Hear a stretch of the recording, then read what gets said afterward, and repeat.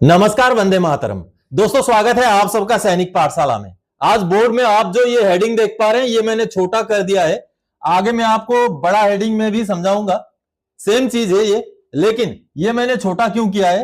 क्योंकि कुछ दिनों से कमेंट आ रहे थे दोस्तों कि आप सामने खड़े हो जाते हो और बोर्ड पूरा ढक देते हो, तो आपके क्या हेडिंग है वो हम पढ़ नहीं पाते।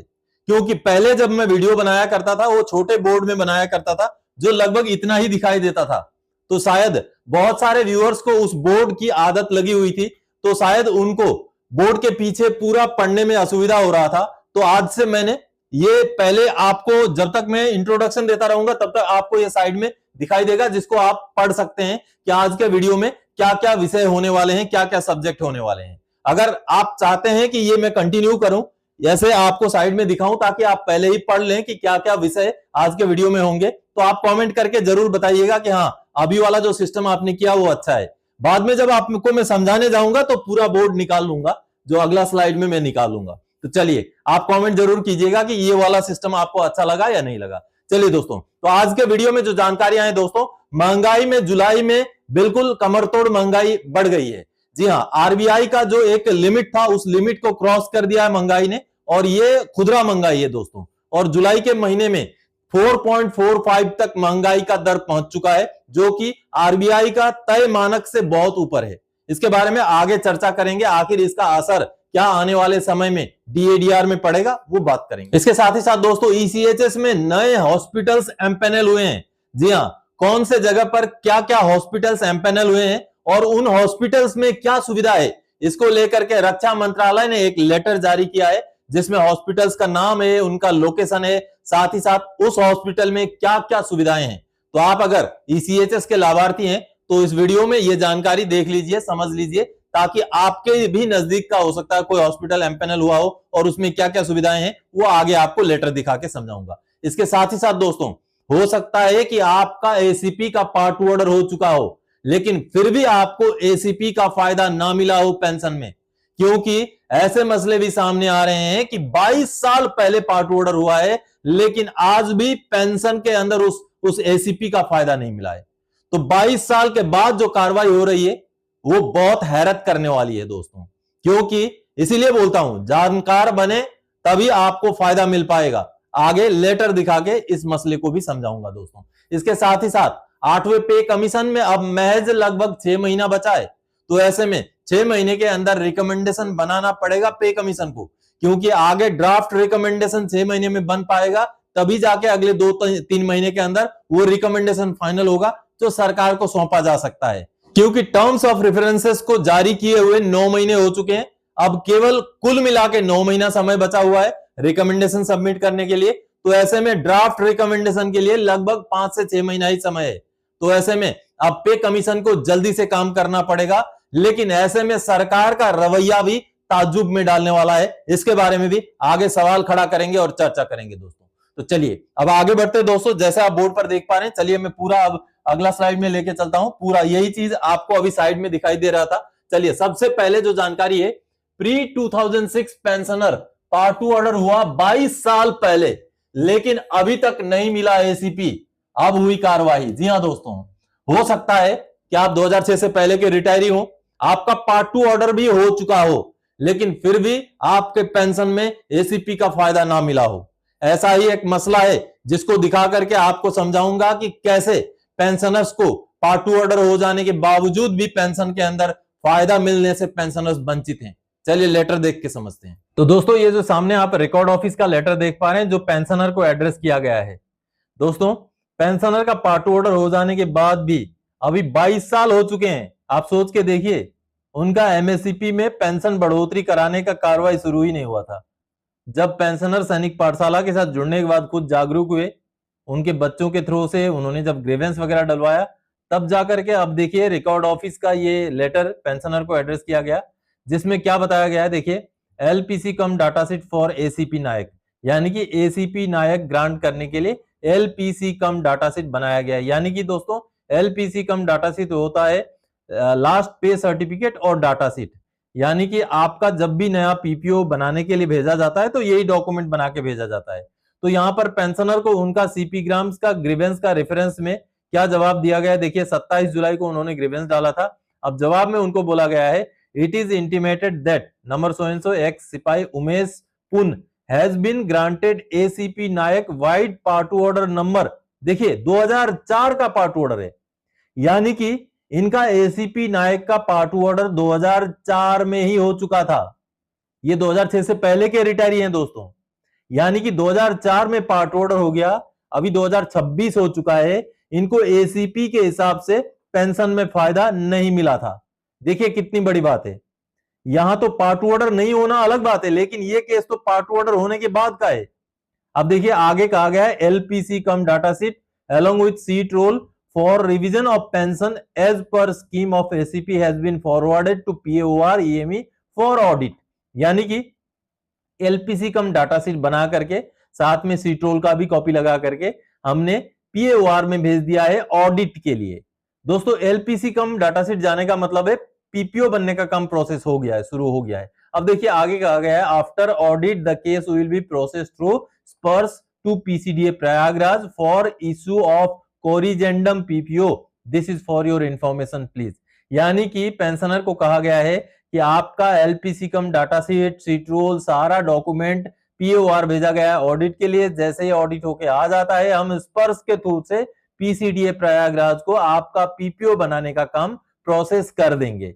तो कहीं ना कहीं बड़ी विडंबना है, 2004 में जो पार्ट ऑर्डर हो गया, अगर ये पेंशनर जागरूक नहीं होते, इन पेंशनर को पता नहीं चलता कि एसीपी जैसी भी कोई स्कीम है, तो ये मसला तो दबा ही रह जाता, दबा का दबा रह जाता।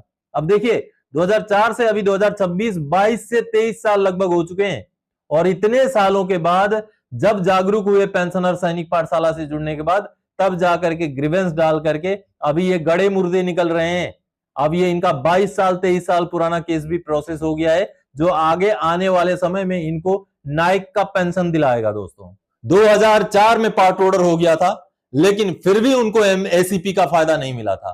अब पेंशनर जागरूक होने के बाद सैनिक पाठशाला के थ्रू से जानकारी मिल करके जब कार्रवाई किया, तब जाकर के अब पीएओआर को केस प्रोसेस किया गया है, जो आगे आने वाले समय में एक सिपाही को नायक का पेंशन दिलाने में मददगार रहेगा।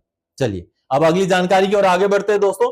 खुदरा महंगाई ने तोड़े आरबीआई के रिकॉर्ड, खाने पीने की चीजें महंगी, जुलाई में कमर तोड़ महंगाई, अब भत्ता कितना बढ़ेगा? जी हां दोस्तों जुलाई में अगर महंगाई बढ़ जाए तो क्या जुलाई से बढ़ने वाले भत्ते में असर पड़ेगा? आगे बात करेंगे। लेकिन दोस्तों महंगाई जो है, आरबीआई को यह जिम्मेवारी दी गई है कि 1 अप्रैल 2026 से लेकर 31 मार्च 2031 तक, इन 5 सालों के अंदर जो महंगाई का आंकड़ा है वो 4 या उससे नीचे रखा जाए।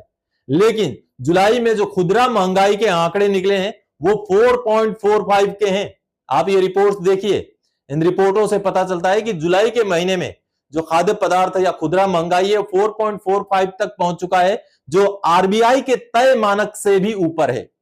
तो ऐसे में ये जो जुलाई के महीने में महंगाई बढ़ गई, क्या इसका आने वाले समय में हमें डीएडीआर में असर देखने को मिलेगा? दोस्तों जुलाई से हमारा जो डीएडीआर बढ़ना है वो केवल जून तक के आंकड़ों को लेकर के बढ़ना है, और जून तक के आंकड़े की अगर हम बात करें तो आंकड़ा फिक्स हो चुका है कि हमारा डीएडीआर 3% बढ़ोतरी होगी, जिसका डिक्लेरेशन आगे शायद सितंबर के महीने में हो और हमें उसका भुगतान अक्टूबर के आखिर में या नवंबर के शुरू में हो। तो ऐसे में जो अभी जुलाई में ये खुदरा महंगाई के आंकड़ों में जो उछाल आया है, जो महंगाई बढ़ी है, इसका असर अभी बढ़ने वाले डीएडीआर में नहीं पड़ेगा। अगर यही असर एआईसीपीआईएन के जुलाई महीने के आंकड़ों में भी होता है तो अगला जो उससे भी अगला जो डीए की बढ़ोतरी होगी उसमें इस महंगाई का असर पड़ सकता है, और डीएडीआर के दरों में भी ये जो बढ़ी हुई महंगाई है वो असर डाल सकती है, लेकिन उससे अगले वाले डीएडीआर की बढ़ोतरी में, अभी वाले में नहीं।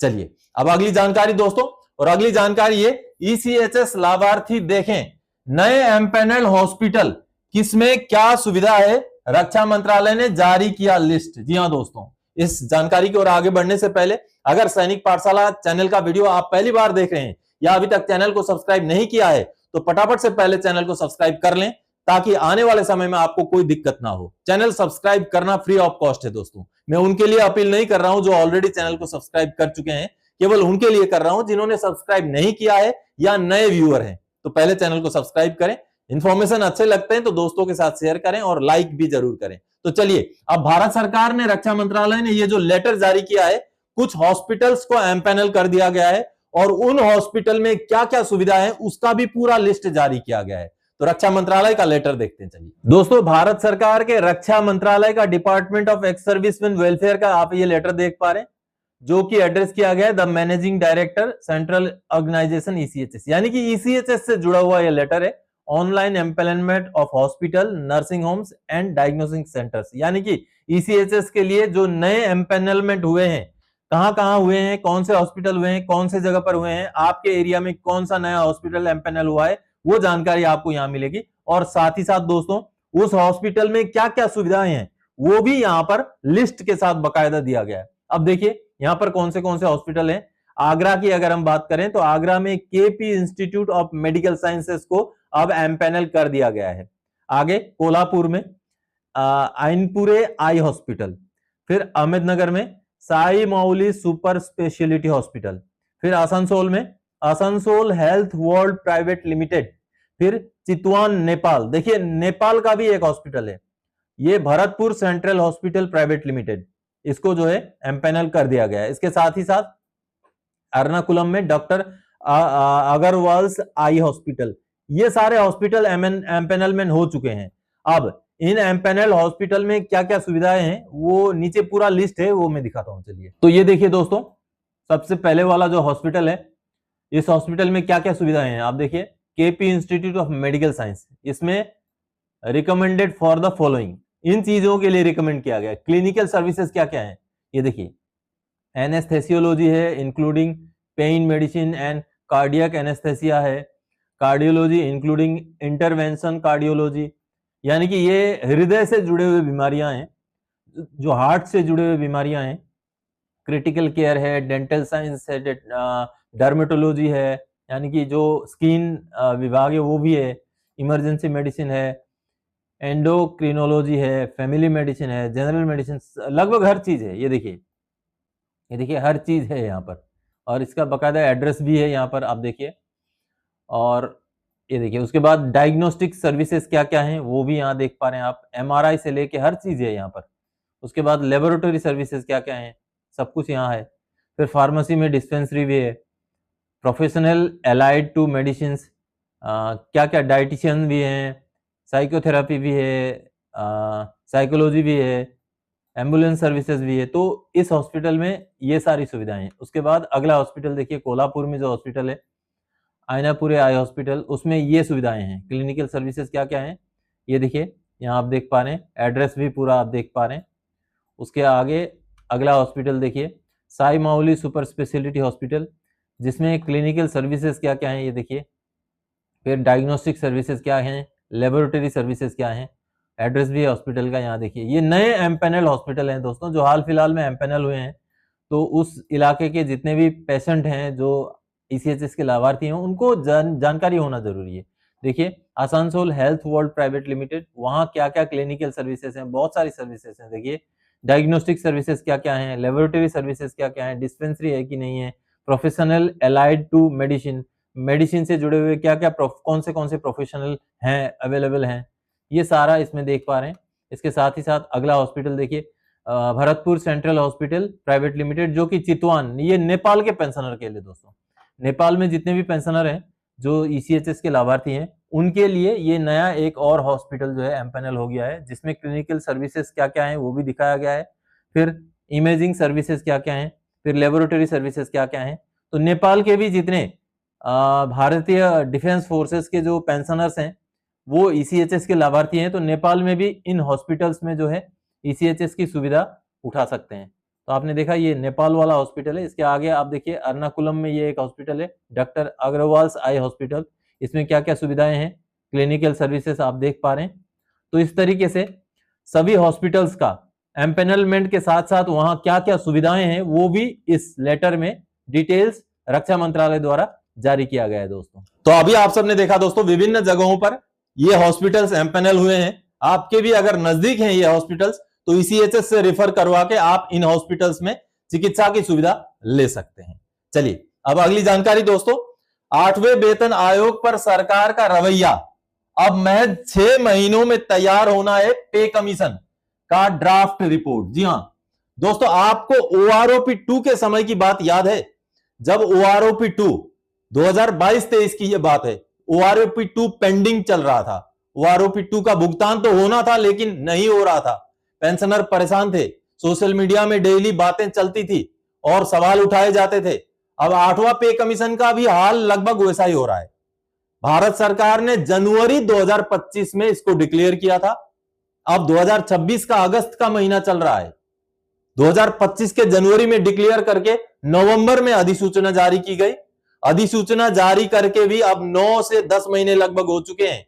ऐसे में संसद के अंदर भी जब सांसदों ने भारत सरकार से पे कमीशन का प्रोग्रेस पूछा तो सरकार की तरफ से गोलमोल जवाब दिया गया, मानो कहीं 8वें पे कमीशन को एक सीक्रेट मिशन की तरह चलाया जा रहा है। और जवाब में यह बताया गया कि पे कमीशन से हमने अग्रिम में कोई भी जानकारी लेने के लिए प्रावधान उसमें नहीं रखा है, जो गैजेट नोटिफिकेशन में नहीं रखा है। यह कौन सी बात हो गई? सरकार के पास पूरा अधिकार है कि पे कमीशन का कितना प्रोग्रेस हुआ वो हासिल करे, पे कमीशन से वो हासिल करे और वो सार्वजनिक किया जाए, चाहे संसद के पूछे गए सवाल के जरिए हो, चाहे प्रेस रिलीज जारी करके हो। सरकार का यह जिम्मेवारी बनता है, वित्त मंत्रालय का यह जिम्मेवारी बनता है, अगर संसद के अंदर यह सवाल पूछा गया है कि 8वां पे कमीशन में कितना प्रोग्रेस हुआ है वो बताया जाए, 8वां पे कमीशन कब से लागू होगा वो बताया जाए, कितने लाभार्थियों को 8वां पे कमीशन मिलेगा वो बताया जाए, कब से आप जो है इसका फायदा देंगे वो बताया जाए। इतने सारे सवाल जब हुए हैं तो उन सवालों का जवाब आपको देना चाहिए। और आप पे कमीशन से अपडेट ना मिलने का बहाना कैसे बना सकते हैं? क्योंकि पे कमीशन को जब भी आप पूछेंगे तभी पे कमीशन प्रोग्रेस आपको दे देगा।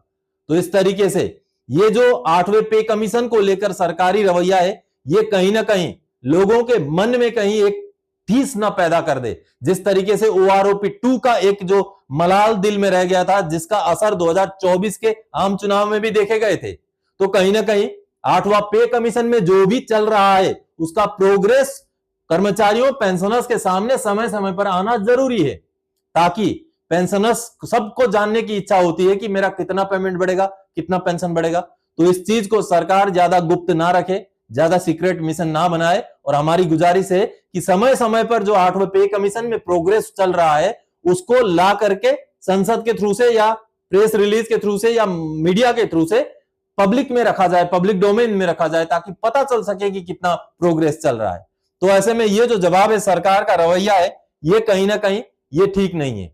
इस पर प्रोग्रेस समय समय पर दिया जाना चाहिए। और साथ ही साथ अब समय भी ज्यादा नहीं बचा है, क्योंकि अब 9 महीने निकल चुके हैं गैजेट नोटिफिकेशन जारी हुए, अब बचे हैं 9 महीने। उनमें से अगर आगे 5-6 महीने के अंदर अगर ड्राफ्ट प्रिपेयर हो जाता है तभी जाके 18 महीने में फाइनल रिपोर्ट पे कमीशन सरकार को सबमिट कर पाएगी।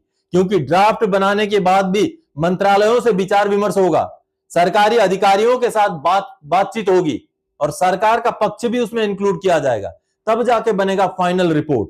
और फाइनल रिपोर्ट 18 महीने में जब सबमिट होगा, फिर सरकार आगे जो भी 6, 8, 10 महीने लगाए वो सरकार का पक्ष है, वो अलग इश्यू है। लेकिन अभी रिकमेंडेशन बनाने से पहले कहीं ना कहीं अब समय कम बच गया है, तो ऐसे में अब तो रिकमेंडेशन आधे से ज्यादा बन चुका होना चाहिए। तो ऐसे सिचुएशन में जिसमें आधे से ज्यादा रिकमेंडेशन बन चुका होना चाहिए, तो ऐसे में अब प्रोग्रेस मांगने से प्रोग्रेस ना देना कहीं ना कहीं सवाल खड़े करेगा। तो ऐसे में भारत सरकार से, वित्त मंत्रालय से हमारी गुजारिश है, रिक्वेस्ट है कि जो भी प्रोग्रेस हो रहा है उसको सामाजिक जगह पर पब्लिक डोमेन में जरूर रखा जाए। तो दोस्तों, आज के इस वीडियो में इन्हीं जानकारी और इसी अपील के साथ आया था। आने वाले समय में और कोई जानकारीदायक आपसे सरोकार रखने वाला विषय लेकर मैं फिर से हाजिर हो जाऊंगा। तब तक के लिए जय हिंद दोस्तों।